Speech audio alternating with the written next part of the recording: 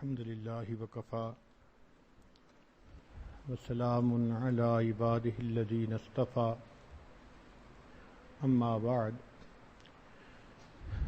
أعوذ بالله من الشيطان الرجيم بسم الله الرحمن الرحيم والله غالب على أمره ولكن أكثر الناس لا يعلمون سبحان ربك رب العزة عما يصفون وسلام على المرسلين والحمد لله رب العالمين اللهم صل على سيدنا محمد وعلى آل سيدنا محمد وبارك وسلم اللهم صل على سيدنا محمد وعلى آل سيدنا محمد وبارك وسلم اللهم صل على سيدنا محمد وعلى آل سيدنا محمد وبارك وسلم۔ اللہ رب العزت اس کائنات کے خالق اور مالک ہیں، ہر حال میں مرضی انہی کی پوری ہوتی ہے۔ سیدنا آدم علیہ السلام چاہتے تھے کہ ہمیشہ ہمیشہ جنت میں رہیں، جبکہ اللہ رب العزت ان کو دنیا میں بھیجنا چاہتے تھے، تو مرضی کس کی پوری ہوئی؟ اللہ رب العزت کی۔ سیدنا نوح علیہ السلام چاہتے تھے کہ بیٹا کشتی پہ سوار ہو جائے، اللہ تعالیٰ نہیں چاہتے تھے، تو مرضی کس کی پوری ہوئی؟ اللہ رب العزت کی۔ سیدنا ابراہیم علیہ السلام اپنے بیٹے کو لٹا چکے، چھری تیز کر چکے، چھری چلاتے ہیں کہ ذبح کریں، اللہ تعالیٰ نہیں چاہتے، مرضی کس کی پوری ہوئی؟ اللہ رب العزت۔ ایک موقع پہ سیدنا رسول اللہ صلی اللہ علیہ وسلم نے ارادہ فرمایا کہ میں اب شہد نہیں استعمال کروں گا، مہک آتی ہے۔ اللہ رب العزت کی طرف سے محبوبانہ خطاب ہوا، یا ایھا النبی لم تحرم ما احل اللہ لک تبتغی مرضات ازواجک واللہ غفور الرحیم۔ اس کے بعد اللہ کے پیارے حبیب صلی اللہ علیہ وسلم نے شہد کو پھر استعمال کرنا شروع کر دیا، تو مرضی کس کی پوری ہوئی؟ اللہ۔ تو یہ بات طے شدہ ہے، ہر حال میں مرضی اس کبریا کی پوری ہوتی ہے۔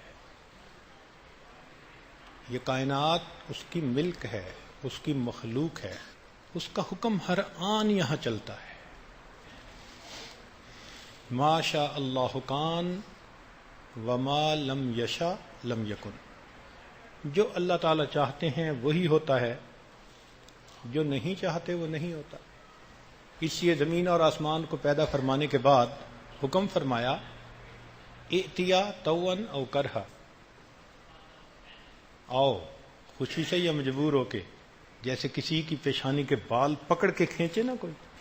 قالتا اتینا طائعی، جواب ملا حاضر فرما بردار۔ تو اللہ رب العزت کا حکم اس پوری کائنات کے اندر چلتا ہے۔ حکم خدا ہے۔ مومن کے دل میں اس کی عظمت ہونی چاہیے۔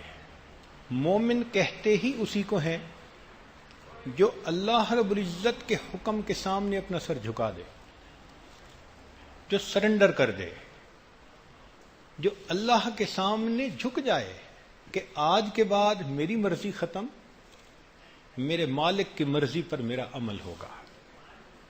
اسی لیے نبی علیہ السلام صحابہ کرام سے بیعت لیا کرتے تھے، اسمعوا و اطیعوا، سنو اور اس کو مانو۔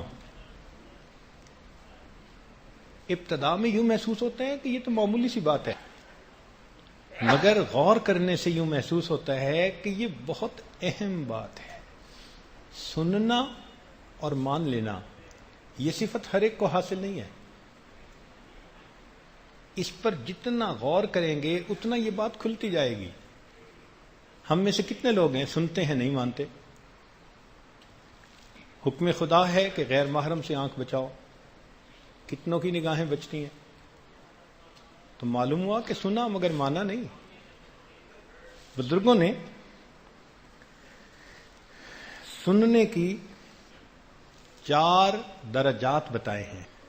پہلا درجہ تو یہ ہوتا ہے کہ انسان سنے اور اس کو سمجھے۔ جب سن بھی لیا، سمجھ بھی لیا تو مان لے گا، یہ مومنین کی صفت ہوتی ہے۔ سننا، سمجھنا اور اس کو مان لینا، یہ مومنین کی صفت ہے۔ ایک اور درجہ ہے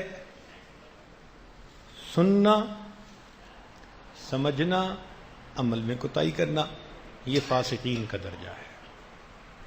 ایسے بندے کو فاسق کہتے ہیں، سنتا بھی ہے، سمجھتا بھی ہے، نفس کی خرابی کی وجہ سے عمل نہیں کر پاتا۔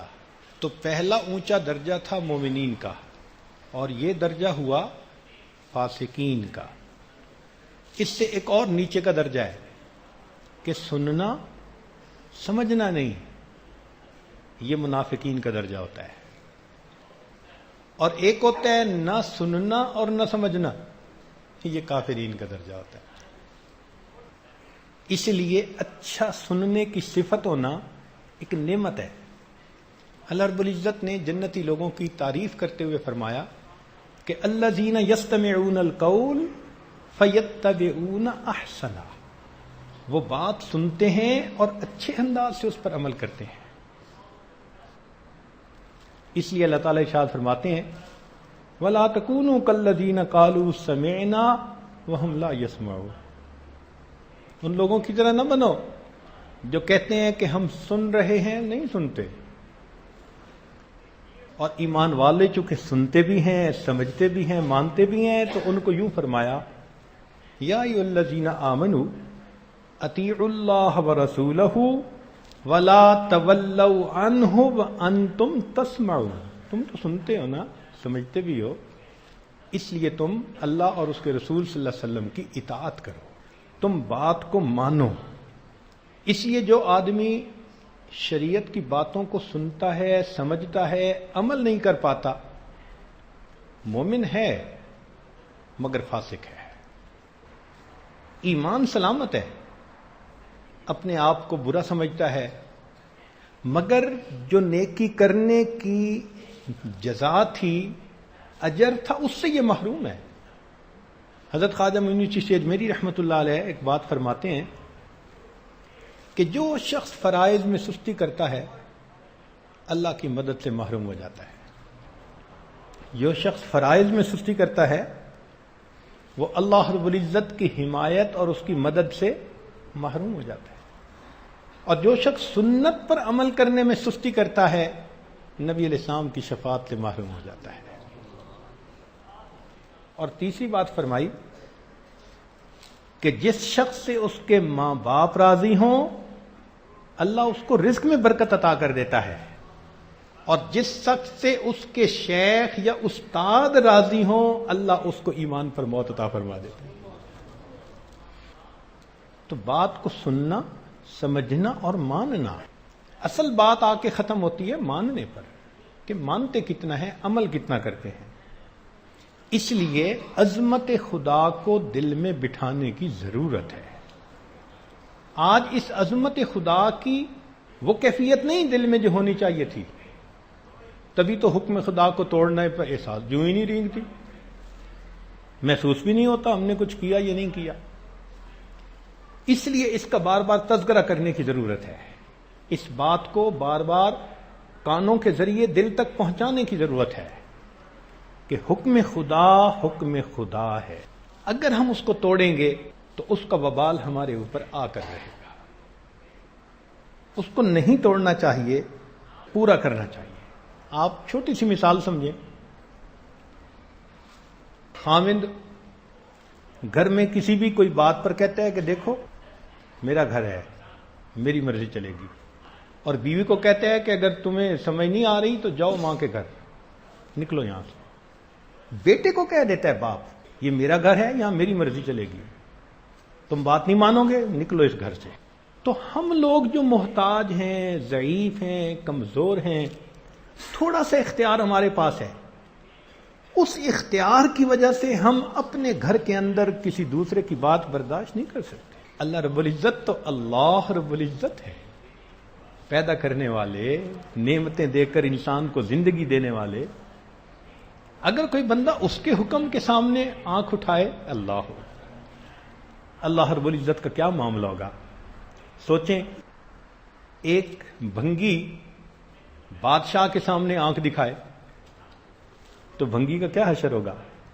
جو بھنگی کی نسبت بادشاہ کے ساتھ ہے، ہماری وہ نسبت اللہ کے ساتھ نہیں ہے۔ اللہ اس سے بھی بلند ہے، ہم تو بندے ہیں، عاجز ہیں، اس لیے ہم اللہ کے حکم کو عظیم سمجھیں، سنیں اور سر جھکائیں، ہر ممکن کوشش کریں کہ اس کے اوپر ہمارا عمل ہو جائے، اور اگر کہیں کوتاہی ہوئی اپنے کو قصوروار ہے۔ مرضی مولا از ہم اولا، اللہ کی مرضی ہر ایک چیز پر فائق ہے۔ ایک بزرگ گزرے ہیں، ان کا نام تھا شاہ دولہ، دیہات میں رہتے تھے، تو قریب میں دریا تھا۔ ایک مرتبہ سیلاب آ گیا تو بند بندھا ہوا تھا، لیکن سیلاب کا پانی زیادہ تھا اور ڈر تھا کہ بند ٹوٹ گیا تو بستی کے سارے لوگ جو ہیں وہ سیلاب کی وجہ سے نقصان کا شکار ہوں گے۔ پوری بستی والے بڑے پریشان ہیں، دعائیں کر رہے ہیں۔ کسی نے آ کے شاہ دولہ کو کہا کہ دیکھو وہ سیلاب آنے والا ہے، کہیں بستی گر نہ جائے ساری، ذرا دعا کرو۔ انہوں نے بیلچہ اٹھایا، کدال اٹھایا اور بند پہ تشریف لے گئے اور جا کے بند کو کھودنا شروع کر دیا۔ لوگوں نے کہا یہ کیا کر رہے ہو؟ کہنے لگے جدھر مولا ادھر شاہ دولہ، کہ اگر میرا مولا اس کو توڑنا چاہتا ہے تو میں توڑ رہا ہوں۔ یہ ان کے تسلیم بھرے الفاظ اللہ کو ایسے قبول ہوئے کہ سیلاب اسی وقت نیچے اتر گیا۔ تو اللہ کی مرضی میں اپنی مرضی کو گم کر دے، اسی کا نام بندگی ہے۔ سر جھکا دے کہ میرے مولا آپ کا حکم میرے سر آنکھوں پہ۔ مولانا روم رحمۃ اللہ علیہ نے سلطان محمود اور ایاز کے عجیب و غریب واقعات لکھے ہیں۔ سلطان محمود ایک نیک بادشاہ تھا، غزنہ کا رہنے والا، اور ایک دیہاتی نوجوان اس کی خدمت میں آیا اور بادشاہ کو پسند آ گیا، تو بادشاہ اسے اپنی خدمت میں رکھتا تھا، اس سے مشورے کرتا تھا۔ جو اس وقت رؤوسائے شہر تھے ان کو یہ بات بری لگتی تھی، نہ اس کی شکل ہے، نہ عقل ہے، نہ تعلیم ہے، نہ کوئی سیولائزڈ بندہ ہے، سوفسٹیکیشن نہیں، پتہ نہیں بادشاہ کو کیا پسند بات اس کی۔ تو وہ اندر اندر بڑے جیلس ہوتے تھے، چنانچہ اس کوشش میں لگے رہتے تھے کہ کہیں نہ کہیں کوئی ایسا موقع ملے کہ ہم بادشاہ سے یہ بات کریں۔ لو ایک دن انہوں نے بات کر دی کہ بادشاہ سلامت، آخر کیا چیز ہے جو آپ اس پر اتنے فدا، جو محبت کی نظر اٹھ پہ اٹھتی ہے وہ ہم پہ نہیں۔ تو بادشاہ نے کہا کہ اچھا۔ اگلے دن بادشاہ نے ایک پھل کا انتظام کیا جو انتہائی کڑوا تھا، کاشیں بنوا لی، اور وہ جو معترضین تھے نا ان سب کو ایک ایک کاش دی۔ جس نے منہ سے لگائی اس نے تھو تھو، بہت کڑوی، بادشاہ سلامت یہ بہت کڑوا۔ بادشاہ نے ایاز کو دیکھا، وہ اس پھل کو مزے سے کھا رہا ہے، کوئی ناگواری کے آثار نہیں، کوئی چہرے کے اوپر غلط تاثر محسوس نہیں ہو رہا، کھلے چہرے کے ساتھ، مسکراتے چہرے کے ساتھ کھاتا جا۔ بادشاہ نے پوچھا ایاز یہ کڑوا نہیں؟ بادشاہ سلامت کڑوا تو ہے، تو آپ مزے سے کھا رہے ہیں؟ جی بادشاہ سلامت میرے دل میں یہ خیال آیا کہ جس ہاتھ سے میں آج تک میٹھی چیزیں لے کر کھاتا رہا، اگر آج کڑوی بھی مل گئی تو اس کو خوشی سے کیوں نہ کھاؤں۔ بادشاہ نے کہا دیکھو یہ صفت ہے اس کے اندر، اس کے اندر قدردانی ہے کہ جس بادشاہ کے ہاتھوں آج تک میٹھی چیزیں ملتی رہیں اور میں کھاتا رہا، آج اگر کڑوی بھی مل گئی تو اعتراض کی کیا ضرورت ہے۔ جس پروردگار کی طرف سے ہمیں زندگی بھر خوشیاں ملی رہتی ہیں، کبھی کوئی بیماری آ گئی، تکلیف آ گئی تو بھائی بے صبری کی کیا ضرورت ہے؟ کاش کہ اس ان پڑھ نوجوان والی صفت ہمارے اندر بھی آ جاتی۔ ایک مرتبہ ایک صاحب نے ایاز کی شکایت کی، کہنے لگا بادشاہ سلامت، ہم تو پہلے سے ہی کہتے تھے کہ یہ ٹھیک آدمی نہیں ہے، اور اب تو ثابت ہو گیا، پروف ہے ہمارے پاس۔ بادشاہ نے پوچھا کیا؟ کہ بادشاہ سلامت ایک کلوزٹ ہے اس نے بنائی ہوئی، اس کو یہ تالا لگا کے رکھتا ہے، روزانہ اس کو کھول کے دیکھتا ہے، کسی دوسرے بندے کو چابی نہیں دیتا، خود کھولتا ہے تو اس وقت اکیلا ہوتا ہے۔ تو ہمارا پکا گمان یہ ہے کہ اس نے آپ کے خزانے سے کچھ چرایا ہے، اور وہ ہیرے موتی اس کلازٹ میں رکھے ہوئے ہیں، ٹھیک آدمی نہیں ہے۔ بادشاہ نے ایاز کو بلایا اور کہا کہ کیا ایسی کوئی تمہاری الماری ہے؟ جی ہے۔ چابی؟ جی لاؤ۔ وہیں کھڑے کھڑے بادشاہ نے اسے چابی لی اور معترضین کو کہا کہ جاؤ اس کے اندر جو کچھ ہے وہ لے کے آؤ۔ اب اعتراض کرنے والے بڑے خوش، آج اس کا پول کھلے گا، ڈھول کا پول کھلے گا، اس نے اندر جو خزانہ جمع کیا ہے نا بادشاہ کو آج پتہ چلے گا۔ لو جی، تھوڑی دیر کے بعد وہ آدمی وہاں سے دو چیزیں لے کے آیا، ایک بوسیدہ سا لباس اور ایک پرانے سے جوتے۔ بادشاہ نے کہا کہ اس الماری میں اور کچھ نہیں؟ انہوں نے کہا اور کچھ بھی نہیں تھا اس میں۔ بادشاہ نے کہا ایاز تم نے یہ رکھا ہوا ہے؟ جی بادشاہ سلامت، میں نے الماری میں یہی چیزیں رکھی ہوئی ہیں۔ روز دیکھتے ہو؟ جی روز دیکھتا ہوں۔ کیا وجہ ہے؟ کہ بادشاہ سلامت، جب میں پہلے دن آپ کی خدمت میں حاضر ہوا تھا یہ میرا لباس تھا، یہ میرا جوتا تھا، آپ نے مجھے اپنے قریب کر لیا، میں نے اپنے نفس کو اپنی اوقات یاد دلانے کے لیے ان چیزوں کو سلامت رکھا ہوا ہے۔ روز دیکھتا ہوں اور سوچتا ہوں ایاز دھوکے میں نہ پڑنا، تیری اوقات یہ تھی، جو کچھ تیرے پاس ہے یہ بادشاہ کی تیرے اوپر عنایت ہے۔ کاش کہ ہم اپنے پروردگار کی نعمتوں کا اس طرح شکر ادا کرتے ہیں۔ کیا ہم اس دنیا میں سب کچھ لے کے آئے تھے تو کچھ نہیں تھا، بدن پہ کپڑے نہیں تھے، گھر نہیں تھا، اولاد نہیں تھی، عقل پوری نہیں تھی، کچھ نہیں تھا۔ جو دیا میرے پروردگار نے دیا۔ جس پروردگار نے اتنی نعمتیں دی، ہم اس پروردگار کا حکم سن کے اس کو توڑتے ہیں اور احساس ہی نہیں کرتے۔ اللہ اکبر کبیرہ۔ ایک دن بادشاہ سلامت، انہوں نے سوچا کہ لوگ جو اعتراض کرتے ہیں ایاز پر، تو میں ذرا امتحان لیتا ہوں ان کی عقل سمجھ کا۔ چنانچہ اس نے خزانے سے ایک ہیرا موتی منگایا، بڑا سارا ہیرا، اور ایک ہتھوڑا بھی منگوایا، اور سب کو کہا کہ دیکھو بھئی آج میں آپ سب لوگوں کی ذہانت کا امتحان لوں گا۔ ڈکلیئر کر دیا، ہر بندہ بڑا محتاط۔ بادشاہ نے وہ ہیرا نکالا اور پہلے کو دیا، اس کو کہا کہ بھئی اس کو توڑو۔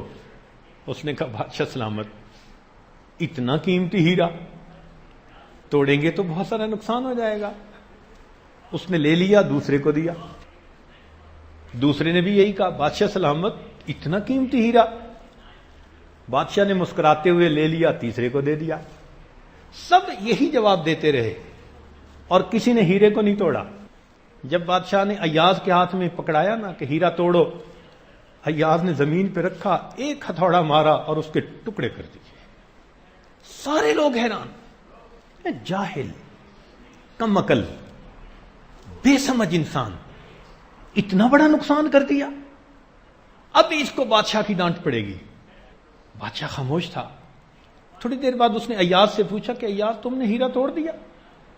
ایاز نے جواب دیا بادشاہ سلامت، میرے سامنے دو باتیں تھیں، آپ نے فرمایا کہ ہیرے کو توڑو، اب یا تو میں ہیرے کو توڑتا ورنہ پھر میں آپ کے حکم کو توڑتا۔ میری نظر میں آپ کا حکم زیادہ قیمتی تھا، اس لیے میں نے ہیرے کو توڑ دیا، آپ کے حکم کو میں نے نہیں توڑا۔ کاش اس خادم اور غلام کے دل میں جو بادشاہ کے حکم کا احترام تھا وہ ہمارے اندر آ جائے، پھر ہماری آنکھ نہیں بھٹکیں گی، پھر ادھر ادھر نیلا پیلا کچھ نہیں دیکھیں گی، احساس ہوگا دل میں قل للمؤمنین یغضوا من ابصارہم۔ اس لیے حکم خدا کی عظمت دل میں بٹھانے کی ضرورت ہے۔ اللہ رب العزت بڑے عظیم ہیں۔ امام ربانی مجدد ثانی رحمۃ اللہ علیہ اپنے مکتوبات میں فرماتے ہیں کہ انسان جتنا سوچ سکتا ہے نا کہ اللہ تعالیٰ اتنے بڑے ہیں، اللہ تعالیٰ اس سے بھی بڑے ہیں، اور اگر سوچے کہ اس سے بھی بڑے ہیں تو جہاں سوچ پہنچے گی اللہ اس سے بھی بڑے ہیں۔ اتنا بڑا پروردگار، عظمت اسی کو سجتی ہے، کبریائی اسی کو سجتی ہے۔ فرمایا الکبریا اور ردائی، بڑائی اور عظمت تو میری چادر ہے۔ اس پروردگار کا حکم ہم جیسا محتاج بندہ توڑے اور ہم احساس بھی نہ کریں کہ ہم نے کچھ کیا بھی یا نہیں کیا۔ اس لیے یہ ایک بات اچھی طرح ذہن میں بٹھا لیجئے، جہاں حکم خدا ٹوٹتا ہے وہاں وبال پہنچ کے رہتا ہے، جہاں حکم خدا ٹوٹتا ہے وہاں اس کا وبال پہنچ کے رہتا ہے۔ قرآن کریم میں جو یہ کئی قوموں کے تذکرے اور قصے بیان کیے گئے، کوئی سٹوری سنانے کا مقصد نہیں تھا، سمجھانا مقصد تھا کہ دیکھو کیسے کیسے لوگ آئے، کیا نعمتیں ہم نے عطا کی، اور ان نعمتوں میں کیا مزے کی زندگی وہ گزارتے رہے، اور بالآخر وہ اپنی اوقات بھول گئے۔ انہوں نے ہمارے حکموں کو توڑا، اور پھر دیکھو کہ ہم نے ان کا حشر کیا کیا۔ ہماری جو خاموش لاٹھی تھی، فصب علیہم ربک صوت عذاب، ہمارے جو عذاب کا کوڑا تھا اس نے ان کا کیا حشر کیا۔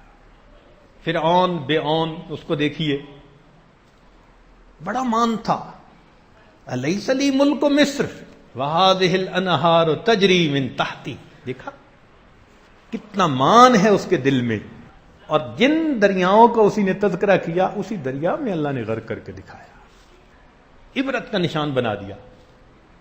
قارون کے پاس مال تھا، اتنا مال کہ لوگ دیتے تھے، حسرت کرتے تھے، یا لیت لنا مثل ما اوتی قارون، ہمارے پاس بھی اتنا ہوتا جتنا قارون کے پاس ہے۔ اپنے وقت کا بلینر تھا۔ اللہ نے کیا کیا؟ فخسفنا به وبدارہ الارض، خزانہ اس کا محل سارا کچھ اللہ نے بالآخر زمین کے اندر دھسا دیا۔ اور کتنی قومیں آئیں، قوم عاد آئی، بڑے لمبے قد تھے، بڑا ان کو مان تھا، من اشد منا قوہ، اور واقعی تھے بھی ایسے۔ اللہ تعالیٰ تصدیق فرماتے ہیں کہ لم یخلق مثلھا فی البلاد، ان جیسی قوم شہروں میں نہیں پیدا ہوئی، اتنے لہیم و شہیم، موٹے تھے، طاقت پہ ناز تھا۔ پھر جب عذاب آیا تو کیا ہوا؟ اللہ تعالیٰ نے فارسلنا علیہم ریحا صرصرا، ہوا بھیجی۔ مومن کے لیے وہ ہوا ایسی کہ بہت خوشگوار، مزے کی ہوا، اور کافر کے لیے اتنی تیز کہ ان کو پٹخ کے زمین پہ مارتی تھی، ان کی لاشیں زمین پہ ایسے بکھریں کأنہم اعجاز نخل خاویہ، کھجور کے تنے زمین پہ پڑے ہوئے ہوتے، پٹخ پٹخ کے مار دیا ان کو۔ بندہ بندہ ہے، اللہ اللہ ہے۔ ایک قوم آئی لوط علیہ السلام کی، انہوں نے خلاف فطرت کام شروع کر دیا، اور جب لوط علیہ السلام نے ان کو سمجھایا، سمجھ سے انکار کر دیا۔ پھر کیا ہوا؟ فجعلنا عالیہا سافلہ، اللہ فرماتے ہیں اس کے اوپر کا حصہ تھا، ہم نے اس کو نیچے کا حصہ بنا دیا۔ ایک فرشتہ آیا، زمین کے اس ٹکڑے کو اکھاڑا، آسمان کی بلندیوں پر لے جا کے اس کو زمین پہ گرا دیا۔ قوم یہود نے اللہ رب العزت کے حکم کو مسخ کرنے کی کوشش کی کہ ہمیں ہفتے کے دن مچھلی پکڑنے کی اجازت نہیں، تو ہم دریا سے اکٹھی کر لیتے ہیں، اگلے دن پکڑ لیں گے۔ نتیجہ کیا نکلا؟ فَقُلْنَا لَهُمْ كُونُوا قِرَدَةً خَاسِئِينَ. اللہ فرماتے ہیں ہم نے کہا پھٹکارے ہوئے بندر بن جاؤ. میرے حکم کو مسخ کرتے ہو، میں تمہارے چہروں کو مسخ کر کے دکھا دیتا ہوں. تو حکم خدا ہے. جو بندہ جرأت کرتا ہے توڑنے کی، پھر اس کو اس کا وبال پہنچ کر رہتا ہے. اسی لیے اللہ کے ساتھ کسی کو شریک بنانا، اب عام طور پر ہم سمجھتے ہیں کہ شریک بنانے سے مراد کوئی قبر کی پرستش کرتا ہو یا بت کو پوجتا ہو. وہ بھی پرستش ہے، وہ بھی بت ہے. ایک بت ہمارے اندر بھی ہے. افرأیت من اتخذ الہہ ہوا، کیا دیکھا آپ نے اسے جس نے اپنی خواہشات کو اپنا معبود بنا لیا؟ یہ بھی تو شرک ہے. اور اس شرک کے تو ہم بھی مرتکب ہوتے ہیں. ایک طرف حکم خدا، ایک طرف نفس کی چاہت.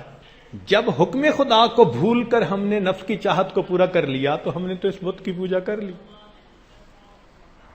تو ہم کہاں شرک سے بچے؟ یہ شرک خفی تو ہے آج موجود اور امت میں رہے گا. اور نبی علیہ السلام نے فرمایا مجھے اس شرک سے امت کے لیے بہت ڈر ہے. اور آج وہی ہے، مرضی اپنی کرتے ہیں. دل چاہے تو خدا کا حکم مان لیا، دل چاہے تو اپنی من مانی کر لی. یہ آج کل کا ایک بڑا فتنہ ہے. مومن وہ ہے جو ہر حال میں اللہ رب العزت کا حکم پورا کر کے دکھائے، سب نفس کی چاہتیں چھوڑ دے. کوئی بھی اللہ کے راستے میں رکاوٹ بننے لگے ہٹا دے. اس لیے فرمایا ان کان آباؤکم و ابناؤکم و اخوانکم و ازواجکم، یہ تمام محبتیں جائز ہیں، لیکن اگر یہ محبتیں رب کے راستے میں رکاوٹ بننے لگے، مومن ان پہ قدم رکھ کے آگے گزر جاؤ، منزل تمہاری کوئی اور ہے. تو اللہ رب العزت کا حکم ہر حال میں پورا کرنا. اللہ اکبر کبیرہ. اسی لیے اللہ رب العزت پہلے والی کچھ بستیوں کے بارے میں فرماتے ہیں وَكَأَيٍّ مِّن قَرْيَةٍ عَتَتْ عَنْ أَمْرِ رَبِّهَا وَرُسُلِهِ فَحَاسَبْنَاهَا حِسَابًا شَدِيدًا وَعَذَّبْنَاهَا عَذَابًا نُكْرًا. انداز تخاطب دیکھو کیا شاہانہ خطاب. اللہ اکبر. وَكَأَيٍّ مِّن قَرْيَةٍ عَتَتْ عَنْ أَمْرِ رَبِّهَا وَرُسُلِهِ فَحَاسَبْنَاهَا حِسَابًا شَدِيدًا وَعَذَّبْنَاهَا عَذَابًا نُكْرًا فَذَاقَتْ وَبَالَ أَمْرِهَا وَكَانَ عَاقِبَةُ أَمْرِهَا خُسْرًا. جہاں حکم خدا ٹوٹے گا وبال پہنچ کر رہے گا. یہ یقین دل میں بٹھانے کی ضرورت ہے. فرماتے ہیں فَكَأَيٍّ مِّن قَرْيَةٍ أَهْلَكْنَاهَا وَهِيَ ظَالِمَةٌ وَهِيَ خَاوِيَةٌ عَلَى عُرُوشِهَا. مکانات چھتیں نیچے گرا دی. بِئْرٍ مُّعَطَّلَةٍ وَقَصْرٍ مَّشِيدٍ. ان کے وہ کنویں رونق ہوتی تھی، لوگ آتے تھے، نہاتے تھے، مجلسیں ہوتی تھیں. آج اس میں ڈول ڈالنے والا کوئی نظر نہیں آتا. ان کے چونے مٹی کے وہ محل آج ویران پڑے ہوئے. تو یہ اس کائنات میں بہت تجربے ہو چکے. جنہوں نے اللہ کے حکم کو توڑا اللہ نے ان کو دوسروں کے لیے عبرت کا نشان بنا دیا. اب ہمیں اس سے عبرت حاصل کرنی ہے، سبق سیکھنا ہے. ایک قوم گزری، قوم سبا، یمن کے علاقے میں تھی. بڑے باغات تھے. ان کے ہاں ایک بڑا ڈیم بنا ہوا تھا. اس میں یہ پانی کو اکٹھا کر لیتے تھے اور پھر راستے کے دونوں طرف کے جو باغات تھے ان کو پانی دیتے تھے. مفسرین نے لکھا کہ اتنے بڑے باغات تھے کہ سر پہ ٹوکری لے کے کوئی بندہ باغ میں جاتا تو اس سے پہلے کہ باغ ختم ہو گرنے والے پھلوں سے ٹوکری بھرتی تھی. ہمیں پہلے اندازہ نہیں تھا کہ اتنا بڑا باغ. ایک مرتبہ ایک ملک میں جانا ہوا تو وہاں کیلے کا باغ دیکھا، ماشاءاللہ 40 میل لمبا. گاڑی بھاگ رہی ہے، باغ ختم نہیں ہو رہا، مستقل کیلے کے درخت نظر آ رہے ہیں. یا اللہ.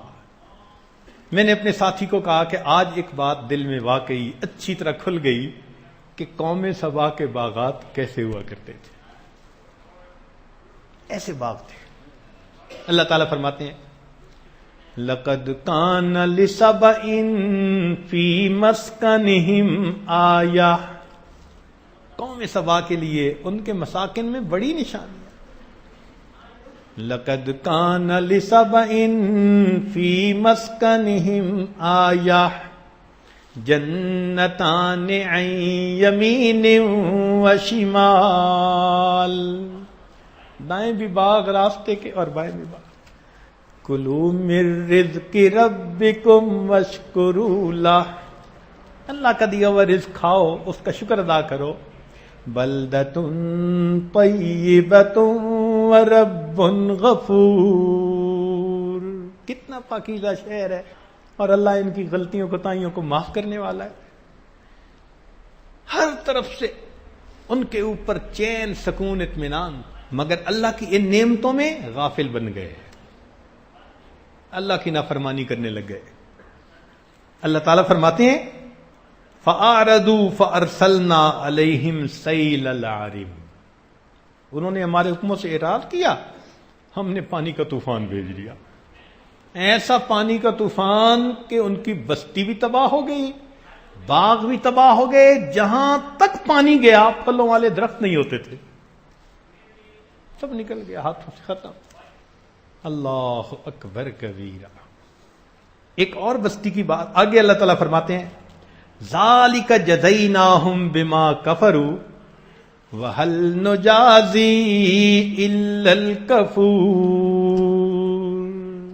اور جو ہماری بات نہیں مانتا ہم اس کا ایسا ہی بدلہ دیا کرتے ہیں. اللہ اکبر. ایک اور بستی تھی. اللہ تعالیٰ فرماتے ہیں وَضَرَبَ اللَّهُ مَثَلًا قَرْيَةً كَانَتْ آمِنَةً مُطْمَئِنَّةً. اللہ مثال بیان کرتا ہے ایک بستی کی، اطمینان بھی تھا، امن بھی تھا. دو لفظ استعمال کیے. اطمینان یعنی اندر کا کوئی غم نہیں تھا، اور امن باہر کا کوئی ڈر بھی نہیں تھا. نہ اندر کی سازش نہ دشمن کا ڈر، تو خوف بھی نہیں تھا، پریشانی بھی نہیں تھی. فرماتے ہیں یاتیہا رزقہا رغدا من کل مکان. چاروں طرف سے ان کو رزق کی بہتات، پھلوں کے، میووں کے درخت تھے اور ان کو پھل ملتے تھے اور خوب خوش زندگی گزار رہے تھے. فکفرت بانعم اللہ. انہوں نے اللہ کی نعمتوں کی نافرمانی کی، ناقدری کی. نتیجہ کیا ہوا؟ اللہ فرماتے ہیں فَأَذَاقَهُ اللَّهُ لِبَاسَ الْجُوعِ وَالْخَوْفِ بِمَا كَانُوا يَصْنَعُونَ. اللہ نے ان کو بھوک، ننگ اور خوف کا لباس پہنا دیا. اللہ اکبر. جیسے لباس بندے کے ساتھ ہوتا ہے نا، جدا نہیں ہوتا، ایسے ہی خوف اور بھوک ننگ ان کا لباس بن گئی، ہٹتی نہیں تھی ان سے. یہود بے بہبود نے اللہ رب العزت کے حکم کا مذاق بنایا. اللہ تعالیٰ فرماتے ہیں ذالک جزیناہم ببغیہم وَإِنَّا لَصَادِقُونَ. دیکھا کیا شاہانہ خطاب ہے. ان کی اس بغاوت کا ہم نے پھر یہ بدلہ دیا اور ہم اپنی بات کرنے میں سچے ہیں. بات پوری کر کے دکھا دیتے ہیں. اب نبی علیہ الصلوۃ والسلام نے ایک بات ارشاد فرمائی، امید ہے کہ آپ ساتھ دیں گے اور توجہ کے ساتھ بات کو سنیں گے. ارشاد فرمایا نبی علیہ الصلوۃ والسلام نے ان اللہ جعل العزت والوقار لمن تابع امری.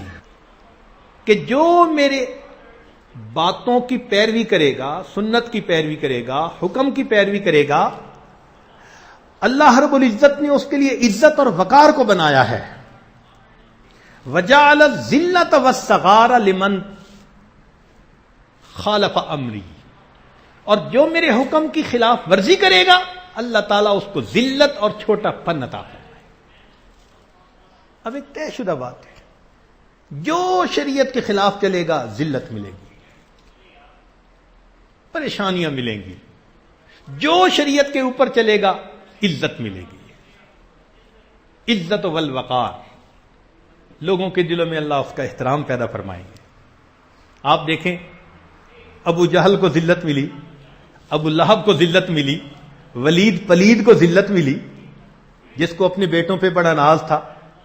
اللہ فرماتے ہیں ذرنی ومن خلقت وحیدا، چھوڑو مجھے اور اس کو جو اپنے آپ کو بڑا وحید الزمان سمجھتا ہے. وجعلت له مالا ممدودا وبنین شہودا ومہدت له تمہیدا. دیکھا کیا مان تھا اس کو، بیٹوں کا، مال کا، بڑا اپنے وقت کا وہ سردار تھا. اللہ نے ذلیل کر دیا. تو جنہوں نے نبی علیہ السلام کی خلاف ورزی کی ذلت ملی، اور عزت ملی تو کس کو؟ حبشہ سے اٹھ کے آئے ہیں، ہونٹ موٹے ہیں، شکل انوکھی ہے، رنگ کالا ہے، کہنے کو غلام ہیں. اللہ نے ان پر عزتوں کے تاج ان کے سر پر رکھ دی. اس لیے انسان حکم خدا کو ہر حال میں پورا کرنے کی کوشش کرے. قرآن مجید میں 3 اشارے کیے گئے ہیں حکم کو توڑنے کے. تفصیل میں تو یہ عاجز نہیں جائے گا، اشارہ کر دے گا، علماء طلباء آرام سے سمجھ لیں گے. ایک ہوتا ہے اللہ کے حکم میں زیادتی کر دینا.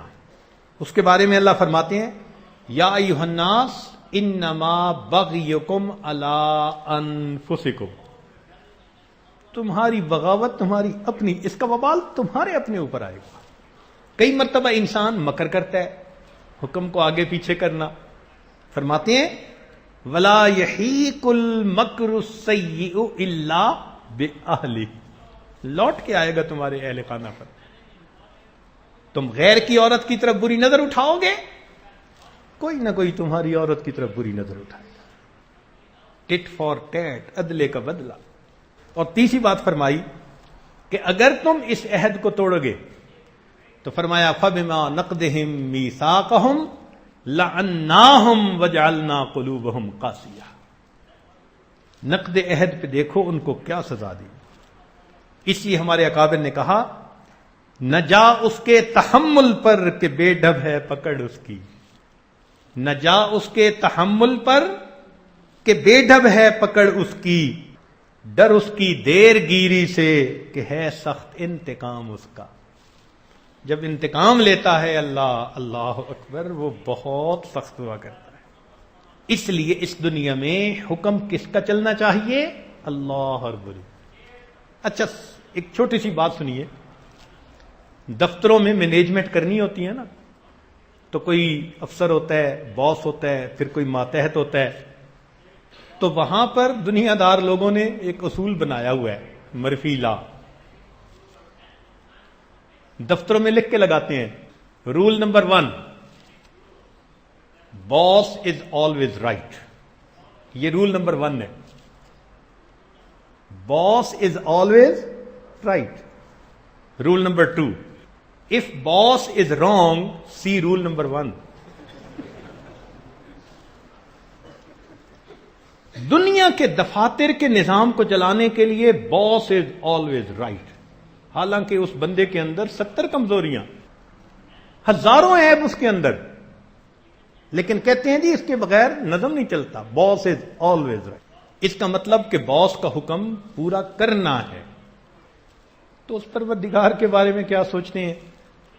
اللہ اکبر کبیرہ، جو اس کائنات کا خالق ہے، مالک ہے، اس کو چلا رہا ہے نظام کو، قادر مطلق ہے، تو اس پروردگار کا حکم کیوں نہیں چلے گا بھائی؟ اس لیے مرضی ہر حال میں اللہ رب العزت کی پوری ہوتی ہے. ہم سے تو بکری بہتر ہے. ہم نے دیکھا بکری کوئی چارہ کھا رہی ہوتی ہے، دور سے مالک اس کا اشارہ کرتا ہے، وہ چارہ چھوڑ کے مالک کے پیچھے چلی جاتی ہے. مالک کے اشارے پہ بکری نے کھانا چھوڑ دیا، باپ کے اشارے پہ بچہ کھانا چھوڑ دیتا ہے، ڈاکٹر کے کہنے پہ مریض چربی، چینی، چاول سب چھوڑ دیتا ہے. ہم اپنے خدا کے کہنے پہ گناہوں کو نہیں چھوڑ سکتے. تو پھر اللہ رب العزت کو جلال آئے گا نا. جب اللہ رب العزت روٹھ جاتے ہیں نا پھر دن بدلتے دیر نہیں لگتی، پھر دن بدلتے دیر نہیں لگتی۔ جو پروردگار نعمتیں دینا جانتا ہے وہ پروردگار نعمتیں لینا بھی جانتا ہے۔ ڈرتے رہیں اللہ ہم سے نعمتیں لے نہ لینا، ہم بے قدرے ہیں، ہم نے قدر نہیں کی جو کرنی چاہیے تھی۔ بہادر شاہ ظفر ایک وقت میں بادشاہ ہے، محل ہیں، پری چہرہ بیویاں ہیں، خدام ہیں، جدھر جاتے ہیں خادمائیں فرشی سلام کرتی ہیں بفرمائید۔ اور پھر زندگی میں کیا وقت آیا، ہتھکڑیاں لگی ہوئی ہیں جیل کے اندر، 11 بیٹوں کے سر کاٹ کے دشمن نے اس کے سامنے رکھے۔ 11 بیٹوں کے سر اپنی آنکھ سے بندہ دیکھے تو دل پہ کیا گزرتی ہے۔ مجبور ہو کے کہہ دیا نہ کسی کی آنکھ کا نور ہوں، نہ کسی کے دل کا قرار ہوں، جو کسی کے کام نہ آ سکے میں وہ ایک مشت غبار ہوں۔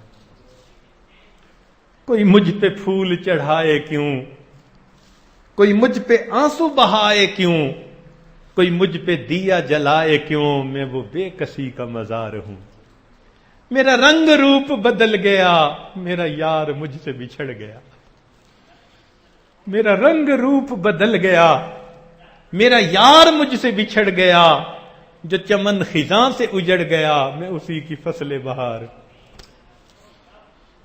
بہار کی جگہ خزاں آ جاتی ہے جب اللہ کی رحمت کی نظر ہٹ جاتی ہے۔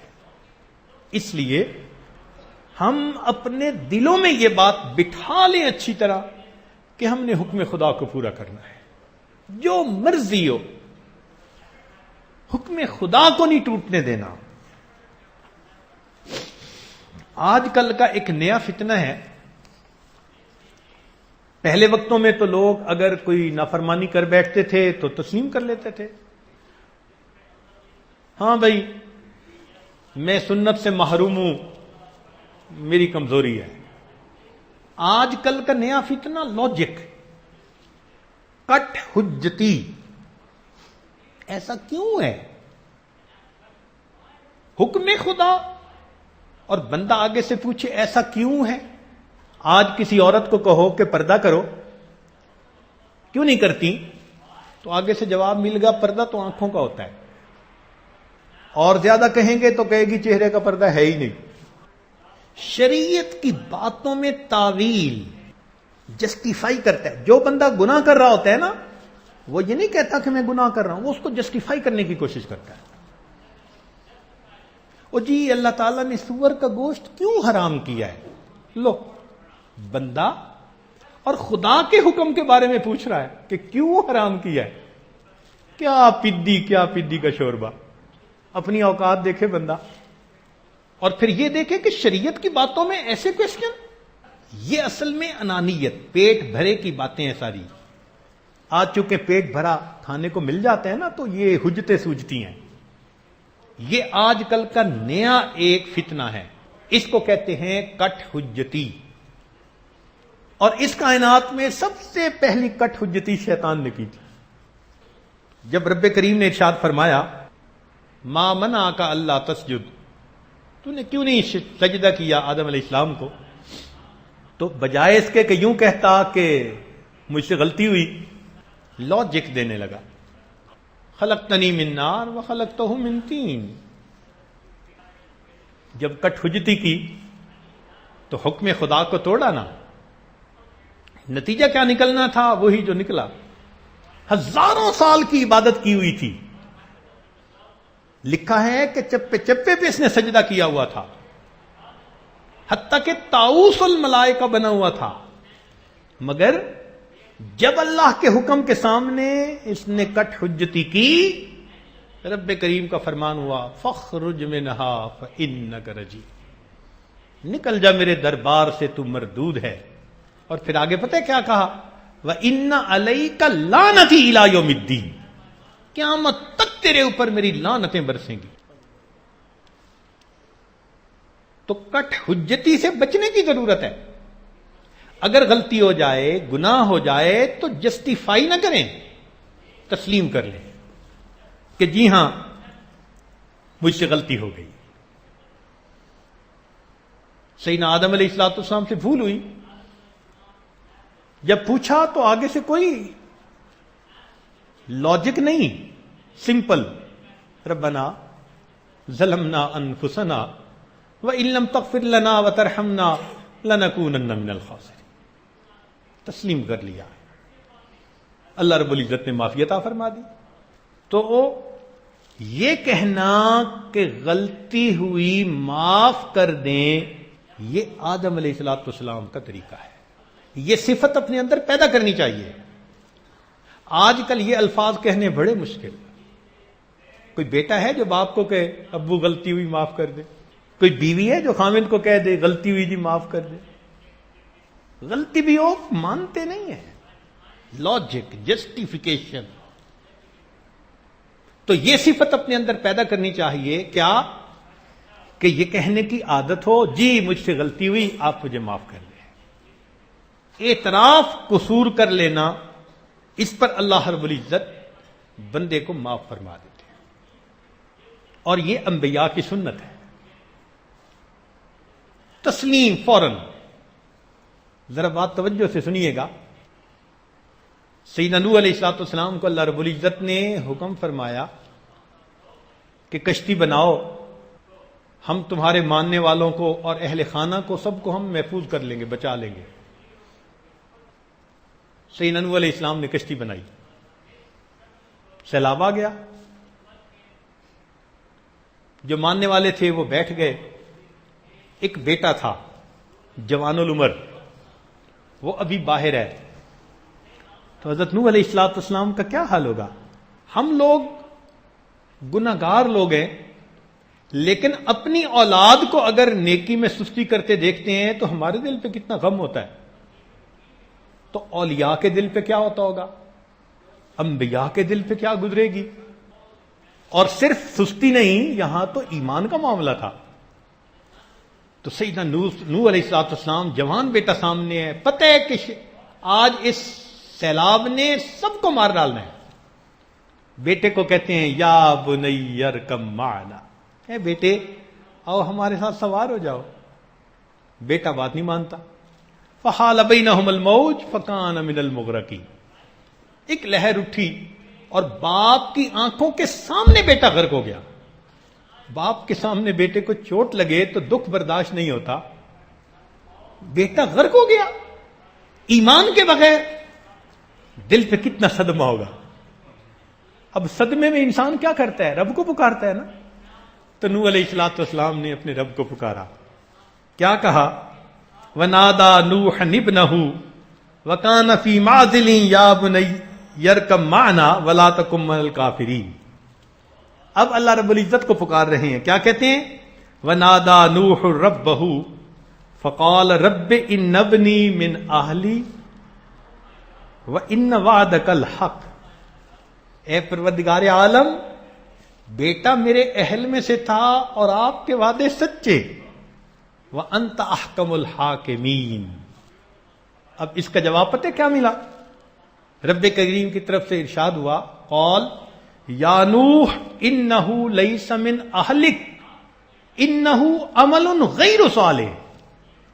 اے نوح علیہ السلام، وہ آپ کے اہل میں سے نہیں تھا، اس کے اعمال برے تھے. ہم نے آپ کے اہل میں سے ہی اس کو نکال دیا. اور آگے پتہ کیا بات کی؟ فرمایا فلا تسألنی ما لیس لک بہ علم. جس چیز کا علم نہیں آپ اس کے بارے میں مجھ سے سوال نہ کریں. انی اعیذک ان تکون من الجاہلین. نصیحت کرتا ہوں جاہلوں والی باتیں نہ کرو. اللہ اکبر. اللہ کے پیغمبر ہیں اور خدا کا وعدہ ہو چکا کہ میں بچاؤں گا، اور اتنی سی بات کرتے ہیں کہ اللہ میرا بیٹا میرے اہل میں سے تھا، آپ کے وعدے سچے. اتنی سی بات کرنے پہ دیکھو کیا خطاب ہوا. اے نوح علیہ السلام، ہم آپ کو نصیحت کرتے ہیں جہالت کی بات ہمارے ساتھ مت کیجیے. جب اللہ کی طرف سے یہ خطاب ہوا تو نوح علیہ السلام نے آگے یہ نہیں کہا کہ اللہ تو وعدہ تھا، نہیں. فوراً کیا کہا؟ قال رب انی اعوذ بک ان اسألک ما لیس لی بہ علم والا تغفر لی وترحمنی اکم من الخاسرین. یہ تسلیم ہوتی ہے. اللہ اکبر کبیرہ. بندگی سیکھنے کی ضرورت ہے. ہم یہ تو جانتے ہیں اللہ رحمان ہے، اللہ رحیم ہے، اللہ غفار ہے، سلام ہے، فتاح ہے، معز ہے، ودود ہے، ولی ہے، عفو ہے، رؤوف ہے اور کریم ہے. یہ بھی پتہ ہونا چاہیے وہ جبار بھی ہے، وہ قہار بھی ہے، وہ قابض بھی ہے، وہ خافض بھی ہے، نیچے گرا دینے والا، وہ مذل بھی ہے، عزت والوں کو ذلت دے دینے والا، وہ دور بھی ہے، نقصان پہنچا دینے والا، وہ منتقم بھی ہے، انتقام لینے والا بھی ہے. فرماتے ہیں انا من المجرمین منتقمون. ایک جگہ فرماتی ہیں فلما آسفونا، جب انہوں نے ہمیں متاسف کر دیا، ہمارے حکموں کو نہیں مانا، فانتقمنا منہم، ہم نے ان سے انتقام لیا. اللہ اکبر. اللہ رب العزت کسی بندے سے انتقام کا ارادہ کر لے پھر بندے کا کیا بنے گا؟ وَمَن يُهِنِ اللَّهُ فَمَا لَهُ مِن مُكْرِمٍ. جسے اللہ ذلیل کرنے پہ آتا ہے اس کو عزت دینے والا کوئی نہیں ہوتا.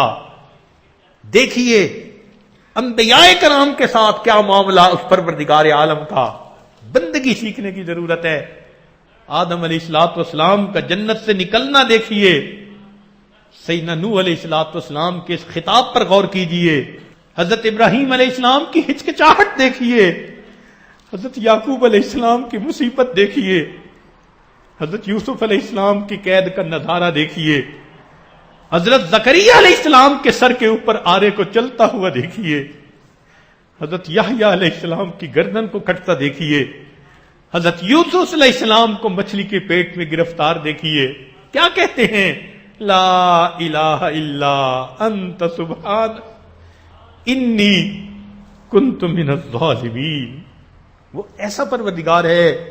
اس لیے ہم اگر اپنی کھالیں کھچوا کے اور بوٹیاں نچوا کے بھی اس پروردگار کو راضی کر دیں تو یہ بھی بڑا سستا سودا ہے. ہم تو مزے مزے کی زندگیاں گزارتے پھر رہے ہیں، منمانی کی زندگیاں گزارتے پھرتے ہیں. اس پروردگار کے سامنے کسی کا ناز نخرا نہیں چلتا. اپنے محبوب صلی اللہ علیہ وسلم کو کیا محبوبانہ خطاب فرماتے ہیں. ارشاد فرمایا اے میرے پیارے فاستقم کما امرت ومن تاب معک. فاستقم کیا معنی ہے اس کا؟ ہم اپنی زبان میں اس کا ترجمہ کریں نا سمجھنے کے لیے تو فاستقم کا ترجمہ بنے گا تکلے کی طرح سیدھے رہو. فاستقم کیا معنی؟ تکلے کی طرح سیدھے رہو. ومن تاب معک، اور جو آپ کے ہاتھ پہ توبہ طائب ہوئے وہ بھی سیدھے رہے. اللہ اکبر. ان مقدس ہستیوں کو یہ خطاب ہے. ہم کس کھیت کی گاجر مولی ہیں بھائی؟ ہماری کیا اوقات ہے کہ ہم اللہ کے حکموں کو توڑنے کی جرات کریں. حضرت اقدس تھانوی رحمۃ اللہ ایک جگہ فرماتے ہیں قرآن کریم کی 2 آیتیں ہیں، ان کو پڑھنے کے بعد کوئی بندہ اپنے علم اور عمل پہ ناز نہیں کر سکتا. پہلی آیت لَإِن شِئْنَا لَنَذْهَبَنَّ بِالَّذِي أَوْحَيْنَا إِلَيْكَ. اللہ فرماتے ہیں اگر ہم چاہیں تو جو ہم نے آپ کو علم عطا کیا ہم سب واپس لے لیں. جب اللہ تعالیٰ اپنے محبوب صلی اللہ علیہ وسلم کو یہ خطاب فرماتے ہیں تو کوئی اپنے علم پہ ناز کر سکتا ہے؟ اللہ تعالیٰ اپنے حبیب صلی اللہ علیہ وسلم کو فرماتے ہیں لولا ان ثبتناک، ہم اگر آپ کو ثابت قدمی نہ عطا کرتے لقد کدت ترکن الیہم شیئا قلیلا، پھر کیا ہوتا؟ اذ اللہ اذقناک ضعف الحیات و ضعف الممات ثم لا تجد لک علینا نصیر. قرآن کے یہ الفاظ پڑھتے ہیں ترجمہ کرنے کی ہمت نہیں ہوتی. اے اللہ جن کی وجہ سے آپ نے کائنات کو بنایا ان کو آپ یہ فرماتے ہیں آپ کتنے عظیم ہیں. اللہ اکبر کبیرہ. جی نبی علیہ الصلوۃ والسلام کی بیویاں جو محبوب خدا ہیں، اللہ رب العزت ان کو خطاب فرماتے ہیں یا نساء النبی من یأت منکن بفاحشۃ مبینۃ یضاعف لها العذاب ضعفین وکان ذلک علی اللہ یسیرا. دگنا عذاب دیں گے ہم تم. اس آیت پہ غور کرو. صاحبزادی کا صور دماغ سے نکل جاتا ہے کہ اللہ رب العزت اپنے محبوب صلی اللہ علیہ وسلم کی محبوباؤں کو یہ فرماتے ہیں اگر تم کوئی ایسا حرکت کرو گی ہم تمہیں دگنا عذاب دیں گے. یا میرے اللہ, اللہ اکبر کبیرہ. واقعی اللہ رب العزت بہت بڑے ہیں. ہمیں اللہ رب العزت کا حکم ہر حال میں پورا کرنا ہے. یہ تو اللہ کی دی ہوئی ڈھیل ہے. گناہ بھی کرتے ہیں, موج میلے کی زندگی گزارتے پھر رہے ہیں. ایک صاحب طواف کرتے ہوئے دعا مانگ رہے تھے, اللہم انی اعوذ بک من غضبک. تو کسی نے پوچھا کہ یہ کیا دعا مانگ رہے ہیں؟ کہنے لگے ایک دن ایک خوبصورت عورت جا رہی تھی, آنکھ اٹھا کے دیکھی, ایک تھپڑ پڑا اور جس طرف تھپڑ پڑا اس طرف کی بینائی زائل ہو گئی. میں اب طواف کر کے دعا مانگ رہا ہوں, اللہم انی اعوذ بک من غضبک. اگر اللہ تعالیٰ قانون بنا دیتے جو غیر پر آنکھ اٹھائے گا اس کو تھپڑ پڑے گا, اس کی بینائی واپس لے لی جائے گی, ہمارا کیا بنتا؟ ہم تو آج جو عزتوں کی زندگی گزارتے پھر رہے ہیں یہ اس مولا کی صفت ستاری کا صدقہ ہے. اس نے چھپایا ہوا ہے. اللہ کی قسم کھا کے کہتا ہوں ستاری ہٹ جائے کوئی منہ پہ تھوکنا گوارا نہ کرے.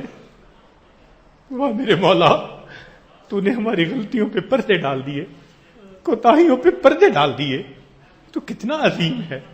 مہلت دے دی, شاید رمضان کا مہینہ آئے گا, آخری عشرہ ہوگا, احساس کریں گے کہ ہمیں اپنے گناہوں سے معافی مانگنی ہے اور ہمیں اللہ رب العزت کے حکموں کا پابند بننا ہے. ہمیں چاہیے آج کی اس رات میں اور اس محفل میں اللہ کے سامنے سرنڈر کرنے کا ارادہ کر لیں. وہ کسی نے غلام سے پوچھا تھا نام, اس نے کہا جی جو آپ پکاریں وہی میرا نام. بھئی کام جو آپ ذمہ لگائیں وہی میرا کام. بھئی کھانا کیا کھاؤ گے جو آپ کھلائیں گے, لباس کیا پہنو گے جو آپ پلائیں گے. اس نے کہا کیا مطلب, جو غلام جو ہوا. اور غلام نے ہمیں بندگی سکھا دی کہ اگر دنیا کا غلام اس طرح سرنڈر کر دیتا ہے, ہم تو اللہ کے بندے ہیں. اے اللہ میرے لیے یہی عزت کافی ہے کہ تو میرا پروردگار ہے, اور میرے لیے یہی فخر کافی ہے کہ میں تیرا بندہ. بندگی عزت ہے ہمارے لیے. تو آج کی اس محفل میں ہم اللہ رب العزت کے سامنے سر تسلیم خم کر دیں. آج تک جو خطائیں ہوئی, جو گناہ ہوئے, اے مالک معاف کر دیجئے. آئندہ آپ کے حکم کے اوپر چلنے کا ارادہ کرتے ہیں. اللہ ہمیں استقامت عطا فرما دیجئے. اللہ رب العزت نے توبہ کا دروازہ کھلا رکھا ہے. اتنا کریم پروردگار ہے کہ جن لوگوں نے کہا ان اللہ ثالث ثلاثہ, اللہ تین میں سے تیسرا, مشرک, ان نصارہ کے بارے میں اللہ فرماتے ہیں افلا یتوبون الی اللہ ویستغفرون. یہ لوگ بھی اگر توبہ کر لیتے, استغفار کر لیتے, میں ان کی بھی توبہ کو قبول کر لیتا. یا اللہ اتنے عظیم آپ ہیں, اتنا آپ کا حلم ہے, قربان جائیں آپ کے حلم کے اوپر. وہ اتنا حلیم ہے کہ فرعون جو انا ربکم الاعلی کا دعویٰ کرتا تھا, اس کی طرف اپنے پیغمبر علیہ السلام کو بھیجتے ہیں, فرماتے ہیں فقولا لہ قولا لینا. دنیا کو کی بندہ ہوتا, کہتا ذرا جاؤ اس بدماش کے پاس, بالوں سے پکڑ کے گھسیٹنا, جوتے لگانا. میرے مالک خدائی کا دعویٰ کرنے والے بندے کے بارے میں فرماتے ہیں فقولا لہ قولا لینا, نرم گفتگو کرنا. میرے مولا اگر خدائی کا دعویٰ کرنے والوں کے لیے آپ گفتگو کرنے والوں کو حکم فرماتے ہیں کہ نرم گفتگو کریں, تو اے اللہ یہ آپ کے وہ بندے بیٹھے ہیں روزانہ سجدے میں سر ڈال کر سبحان ربی الاعلی آپ کی کبریائی کو تسلیم کرتے ہیں, آپ کی ربوبیت کا اقرار کرتے ہیں. اے اللہ ان کے ساتھ آپ نرمی کا معاملہ فرما لیجئے. رمضان مبارک کی بابرکت رات ہے، یہ 23 کی رات، اے اللہ ہمارے لیے بخشش کی رات بنا دیجئے۔ میرے مولا، ساحران فرعون سے زیادہ آلودہ نہیں ہے، سگے اصحاب کہف سے زیادہ ناپاک نہیں، طور سینہ کے پتھر سے زیادہ جامد نہیں، اور چوب حنانہ سے زیادہ ہم بے وقت نہیں، بندے ہیں، کلمہ پڑھنے والے ہیں، آپ کے محبوب کے امتی ہیں۔ آج آپ کے دربار میں حاضر ہو کر اپنے گناہوں کا اقرار کر کے اللہ آپ سے معافی کے خواستگار ہیں، آپ ہمیں معاف فرما دیجئے، ہماری بخشش فرما دیجئے۔ اے رب کریم، رہا میں دن رات غفلتوں میں، اب بس یوں ہی زندگی گزاری، کیا نہ کچھ کام آخرت کا، کٹی گناہوں میں عمر ساری۔ میں سر جھکاتا ہوں میرے مولا، میں توبہ کرتا ہوں میرے باری۔ اے میرے مولا، آج سر جھکاتے ہیں، گناہوں سے توبہ کر کے ایک نئی ایمانی، اسلامی، قرآنی زندگی بسر کرنے کا ارادہ کرتے ہیں۔ آج تک ہم نے جو کٹ حجتیاں کی، اللہ معاف کر دیجئے، حساب کے قابل نہیں ہے۔ زندگی کا ایک دن ہمارے پاس ایسا نہیں کہ ہم اس کا حساب دے سکیں۔ اے مولا، بس آپ رحمت فرما دیجئے۔ اور آج اس مجمع میں جتنے لوگ موجود ہیں، جہاں تک آواز جا رہی ہے، اے کریم آقا ہماری توبہ کو قبول فرما دیجئے اور ہمیں ایک نئی ایمانی، اسلامی، قرآنی زندگی عطا فرما دیجئے۔ وآخر دعوانا ان الحمد للہ رب العالمین۔ تھوڑی دیر مراقبہ کر لیجئے، آنکھوں کو بند کر لیجئے، سر کو جھکا لیجئے۔ دنیا اور جو کچھ دنیا میں ہے اس سے ہٹ کٹ کے اللہ رب العزت کی یاد میں ڈوبیں۔ بناؤں گا اپنے نفس سرکش کو اب تو یا رب غلام تیرا، میں چھوڑ کر کاروبار سارے کروں گا ہر وقت کام تیرا، کیا کروں گا بس اب الہی ذکر ہی صبح و شام تیرا، جماؤں گا دل میں یاد تیری رٹوں گا ہر وقت نام تیرا، ہر دم کروں گا اے میرے باری اللہ اللہ اللہ اللہ اللہ اللہ اللہ اللہ۔ رہا میں دن رات غفلتوں میں، اب بس یوں ہی زندگی گزاری، کیا نہ کچھ کام آخرت کا، کٹی گناہوں میں عمر ساری، بہت دنوں میں نے سرکشی کی، مگر ہے اب سخت شرم ساری، میں سر جھکاتا ہوں میرے مولا، میں توبہ کرتا ہوں میرے باری، ہر دم کروں گا اے میرے باری اللہ اللہ اللہ اللہ۔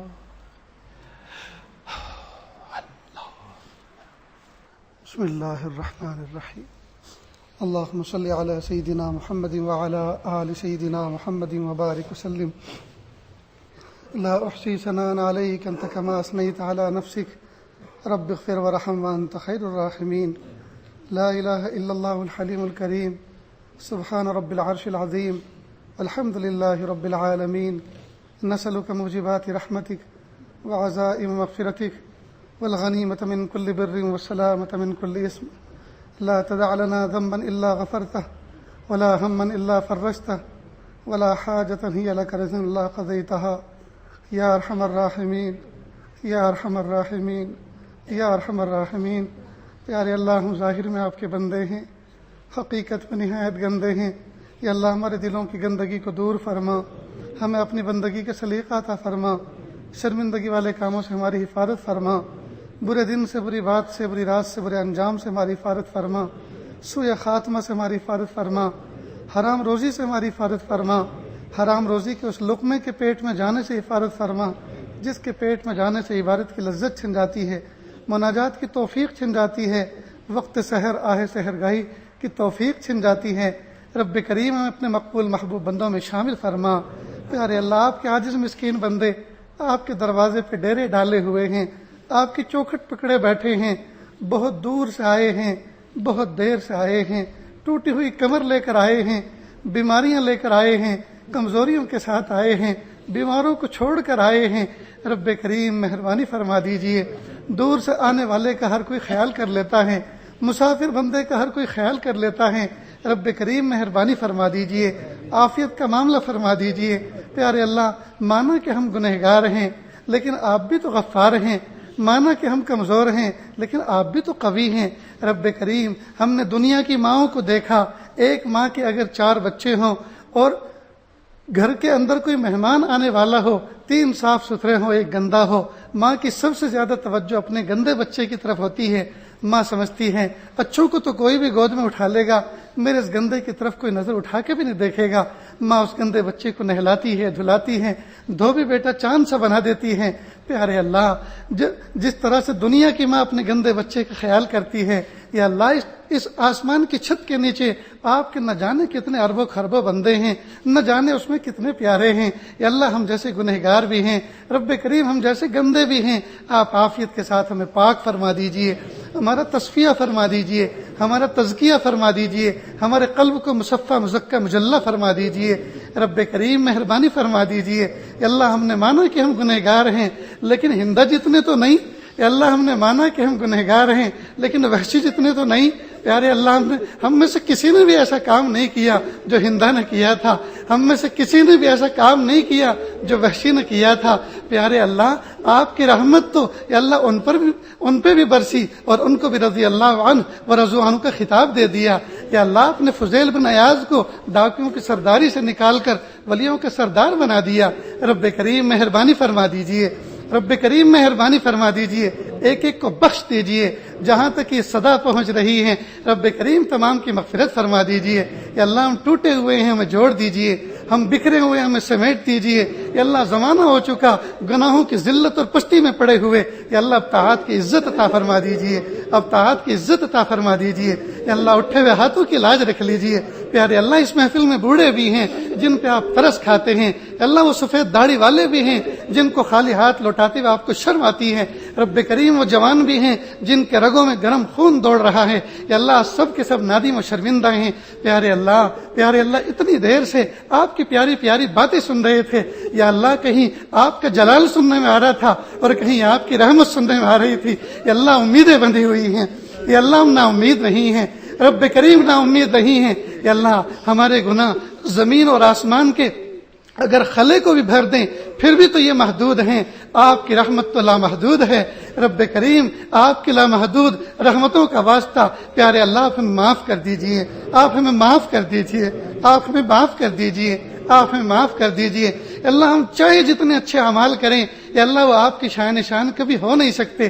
ہم نے اپنے گھروں میں چھوٹی چھوٹی بچیوں کو دیکھا، جب ماں روٹی پکانے بیٹھتی ہے، چھوٹی سی بچی ماں سے کہتی ہے امی میں بھی روٹی پکاؤں گی، ماں تھوڑا سا آٹا اس کو دے دیتی ہے، بچی 1000 رنگ کے میل اس میں لگا کر مٹی پہ مسل کر نہ جانے کہاں کہاں گھوم پھر کے اس کو سائز بناتی ہے، گول بنانے کی کوشش کرتی ہے، اور جب بن جاتی ہے ماں کے پاس لے کے آتی ہے، امی میں نے روٹی بنا لی۔